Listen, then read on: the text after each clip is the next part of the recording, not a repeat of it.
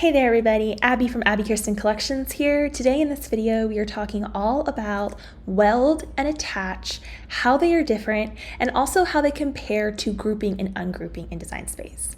I've received a lot of questions in my community lately with confusion about what the weld tool does in comparison to the attach tool, and also how they are different from the group and ungroup tool in Design Space. So today we're going to break down all of that for you so you have a really firm grasp on what these tools do and when you are going to need to use them for your projects. So you're going to need to have some sort of test image. And these cute little Easter gnomes here, it's just an image I grabbed that I've uploaded in Cricut Design Space. This is a design of mine, and you can learn more about how to get designs like these below if you like my SVG files. Let's first talk about grouping and ungrouping before we go into weld and attach, because usually when you bring a file into Cricut Design Space, it is always going to come in grouped. And the reason we know this is grouped is because we can move all of this around the canvas as one piece. It doesn't mean we can't move things individually, but it does mean because things are grouped right now, we would need to use the ungroup function to be able to ungroup these layers by color and then move things freely. So the first thing always to know with the group option is the group is your best friend for moving things around in one fluid motion. It is also your best friend when you're scaling, because anytime you need to scale something larger or smaller, you always want to scale it as a group to keep things proportional, unless you're dealing with a project that specifically needs the proportions changed. That being the only exception, you are always going to want to scale as a group. Because if I were to bring this file in, let's say I ungroup it using my ungroup tool, and let's say I pull this guy apart over here. He has its own group, and we can ungroup further. Sometimes there's groups within groups, so that's another note for you here. Sometimes there's groups within groups. Right now, this little guy and this guy and this guy, they're each their own group, but they were one whole group a moment ago before I hit that ungroup button. So if I was scaling this right now, and let's say I want to keep these gnomes proportional to each other, I wouldn't want to ungroup and then start scaling this guy and then try and scale this guy and eyeball it and see if he's the right size and then find out later on that I didn't get it right. You always want to scale as a group. This is even more crucial when you're working with layers of one particular image. So while these guys are independent from each other, let's say we actually ungroup this little aqua teal guy here. I'm going to use the ungroup button here. Now we can actually pull apart these pieces. And these pieces need to stay relative to each other. They need to stay proportional to how they were brought in. Otherwise, if I start scaling this and I didn't scale the rest of the gnome as a group, then it's going to completely mess up the layer and the design of the file. You're not going to be able to get that on, it's not going to look right, and it's going to completely mess the file up. So always scale as a group and move things around as a group when you are able, because that is going to keep your files in their original and proportional condition, which is very important to the success of your design. So you can easily and always group and ungroup at any given time here in Design Space. So I already brought these files in, and if you're new to bringing files in, I have a whole other video for you below on that. I will link, that way you know how to bring these little cute guys in if you're following me along exactly. Now, you can group and ungroup at any time. So if I click and drag over this, you can see up here in the top layers panel, it is currently ungrouped because our ungroup function here is not available, and it's telling us we need to group the files. You also will know that this is currently ungrouped by the layers panel. So you see the darker gray here, where that is showing our selection on the canvas. We can see that each one of these is an individual file that is not grouped together. It doesn't have a header that says all these things are grouped. So if I click and drag over this guy here, and then I click the group button, notice in our layers panel how we now have a header that says group, and then it shows all of the layers that are within that group. And at any time we could ungroup and then regroup and do it as many times as you want. Now let's talk about welding and attached. Welding and attached are extremely important for customizing your files, and attached is extremely important for when you send things to the cut screen. So let's talk about attach first. Attach is something that you can do and undo at any time in Design Space. Attach is not permanent. You can always detach anything in Design Space. So let's walk through an attach example here. So I'm going to take this teal guy that I've been working with here, aqua teal, whatever you want to call it, and I'm going to ungroup him, okay? Now take a look here. We have blue going on. We have his white beard and the white stripes on his hat, his gray mustache. We have his little hands and nose there. This file is pretty well prepped. However, when I'm layering this in vinyl, I want his white stripes on his hat and his white beard to stay exactly where they are right now on the canvas. So I want to show you the before and after of what the attach tool does when we need to use it to hold cut file placement or need to hold an object relative to another object on our screen. I'm going to group these two gnomes over here and group them together. And then I'm going to use the eyeball tool to hide them in the layers panel, okay? Because I don't want them on my screen right now. I don't want to confuse you guys with too many layers. I'm going to click on the Make It button here. It's going to sort everything by color. So we have his gray mustache, and then take a look here at the white. We have his white stripes, and then we have the beard piece here. Notice how it's not in the same position that it was when we were on the canvas. Maybe we're layering this in vinyl or iron-on vinyl, and we don't want to have to place each of those two pieces separately. We want them to be able to be placed exactly as they are shown on our canvas right now. This is where the attach tool is going to come in. This is the first and probably most popular way people use the attach tool with images. So I'm going to hit the cancel button. I'm going to select his white beard, and you'll know that it's selected by looking over here in the layers panel. Take a look and see that it's selected here in the gray. And I'm also going to hold my shift key and select the white stripes on his hat in the layers panel. You could also hold your shift key and select it on the canvas, but always check that you've selected the correct items here. Then I'm going to click the attach tool at the bottom of the layers panel. Now, don't freak out. All that it's done right now, it hasn't changed the file. It's just moved the white pieces, the beard and the stripes, to the front. So if we wanted to get this back the way it was, we would just use our arrange tool and we would click send backwards a few times to get it back where he was before. Now it looks exactly like it did before.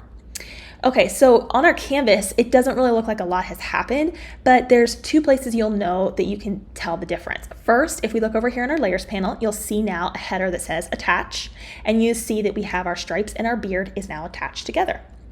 Look down in the bottom of the layers panel now, and you can see that there is a detach button available when that object is selected. So we can undo this at any time. Attach is never permanent. So don't be afraid to use the attach tool. You can always undo it at any time. Let me click on the Make It button again, and let's see what's changed now that we've used that attach function. Okay, so now our stripes and our beard are exactly as they were shown on the canvas. That is what I want. So that is the beauty of the attach tool, holding your cut placement, keeping things relative to another object on your canvas. And you want to use it when you're wanting to see that same result on your cut screen as you're loading your materials on the map. Now there's other ways that the attach tool is extremely important as well. And I'm just going to pull in a simple shape here from my shapes panel to demonstrate this real quick. So this is a heart shape, and let's make it a pretty color. Let's make it that pretty aqua. Another way you're going to use the attach tool a lot is with drawing and writing. So that would be like pens, and with foiling or with scoring. And you will even often use it with perforation and debossing. So a lot of these additional tools that Cricut comes with, you're going to have to use the attach tool to keep things where you want it. So as an example, let me click on the shapes panel, and I'm going to grab this line that's right here that's used as a score line. So I'm just going to click on that. Okay, so we have our score line here. Let's say I'm making a card. Let's say, I want to score the card down the middle, or I want to score this heart down the middle so it folds perfectly in half.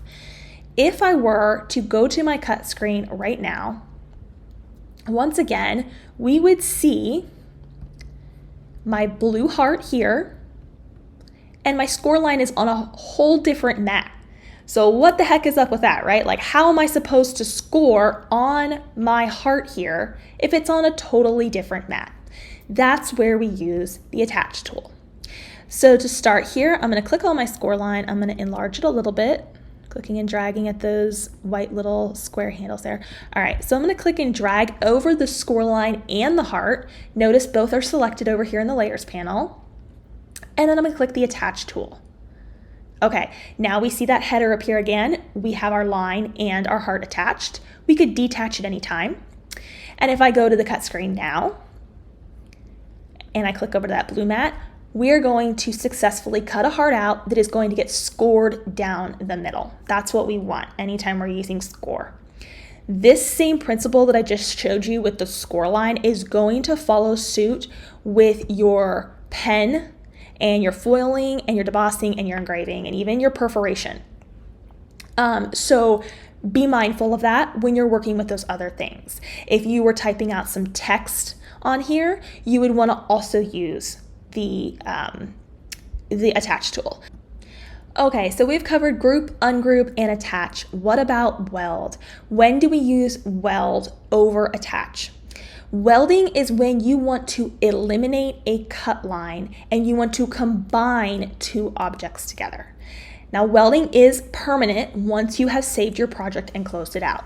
If you've welded and you can hit the undo button a few times, you can undo it. But once the project's been saved and closed out, then you will no longer be able to hit that undo button when you reopen the project later on. So I'm going to use this example with some text because welding text is one of the most popular things folks tend to do. So we're going to use that as an example here. I'm just going to type out welding text, and we're going to change this back to regular and a cut operation, not a pen. I'm going to select a cursive font because that is the most popular thing that we should weld is cursive fonts.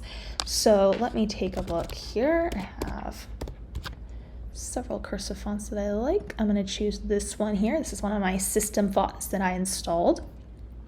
Okay, so I'm going to change this color and I'm going to zoom in for you. Take a look here at between each letter where one letter is going into the next. See how there's a cut line right there with the W and the E and the L? That means it's literally going to cut that in half. Now, odds are with script writing in particular, you're not going to want that. So you want to make sure you're welding this. Watch those line areas there as I click my weld tool. Okay, so I just welded that. Notice how those lines that I was pointing out are gone. And this is now, every letter is combined and it is now going to cut seamlessly. The word welding will be all one piece minus the dot on the I here, of course.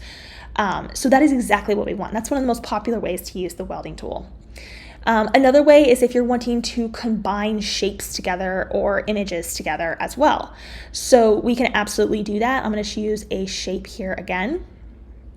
Let's say maybe we want to make like a border or we're doing something else and we want to eliminate overlapping cut lines. I'm going to take this, let's change the color here, and I'm going to duplicate it using my duplicate tool at the top. And let's say maybe I'm overlapping these. Okay, maybe I'm making like a border or something as an example. There's tons of different ways you can use the weld tool, but we're just going to use this as an example.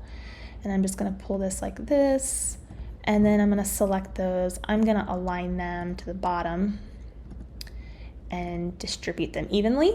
Okay, so if we're trying to make this as a border, we don't want Cricut to slice all of these out on top of each other. We want them to be seamlessly connected. So let's click the weld tool and watch what happens to the overlapping pieces. There we go. So now we no longer have that issue where we don't want that cut line there. Okay, so those are two examples where the weld tool is going to come in handy so often. There's one more functionality with the weld tool that I want to cover, and I will say this is slightly more advanced. So if you are brand new to Cricut, take this with a grain of salt, revisit it when you're ready, okay? So this has to do with the slice tool now. So we're kind of talking about another tool as well. But with the slice tool, you can only slice and create new images from two objects on your canvas. You cannot do it with multiple objects at this time. So if I were to click on my heart here, and then let's click on another one. Actually, we can just duplicate. There's lots of ways you can do the same thing in Design Space. And I'm just going to change this color here so you can kind of see a contrast here real quick. All right, so we'll just do that. So taking a look at these three hearts right here, let's say I want to slice this heart, the pink one, out of the blue and the yellow in my example here. Well, if I were to click and drag over all three of those, notice my slice tool is not available because we have three objects selected. You must have only two objects selected. So does that mean we can't cut our pink heart out of the other two hearts? No, we can use the weld tool to help us in this instance. So I'm going to click and drag over the blue and the yellow heart in this example, and we're going to weld those two together. So I'm going to click the weld tool. You'll notice that they become one color because we have welded them together.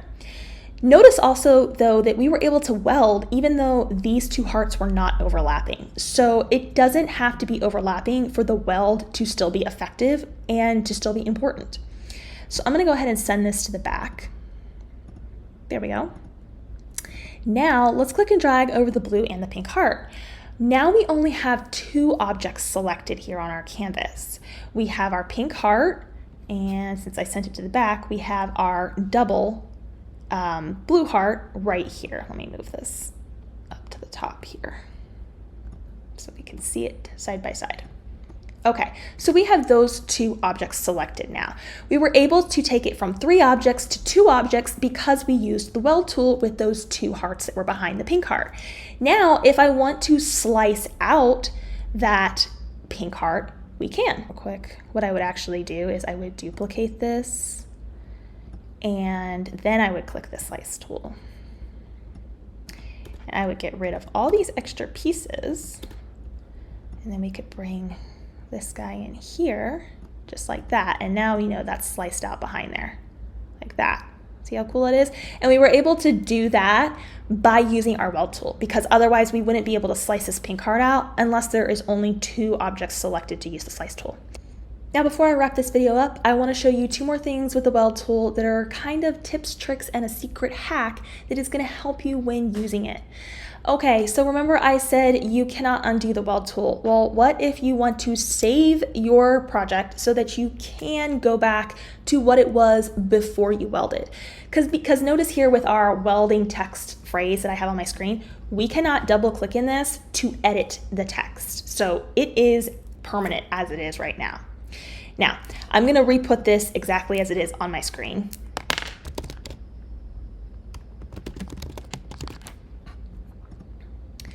And I'm just going to take it right back to the beginning so that we have a fresh idea. So let's say we just typed this out, brand new again. I'm going to duplicate this before I weld so that I have a second copy. I'm going to go ahead and do the welding that I need to do. So this one's welded. Again, I will show you. If we do lighter colors, you can see how this one is welded and this one is not.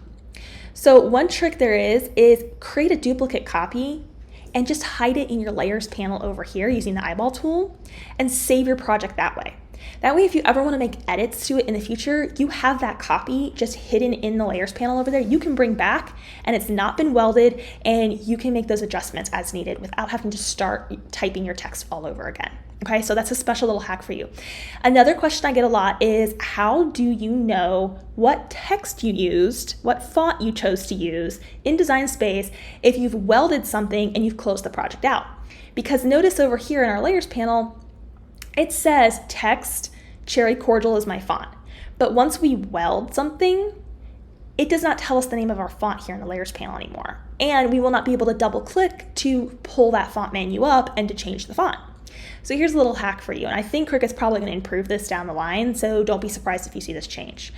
For your welded text, I want you to right click, go down to image info, and it's not easy to see. You may need to look close or have a pair of glasses on, but if you go down to image info, it says selected font Cherry Cordial. I can always find out what font I have used if I just do that with any welded result in my layers panel. So not a lot of people know that, but it is extremely helpful if you're going back to old projects that you have no idea what font you've used. You can simply right click image info and it will reveal that option for you. All right, that's it for this video. What questions do you have for me about attach, weld, group, ungroup, or anything else? I'd love to know. Leave me a comment below this video and I will help you out. Can't wait. See you there. Bye for now.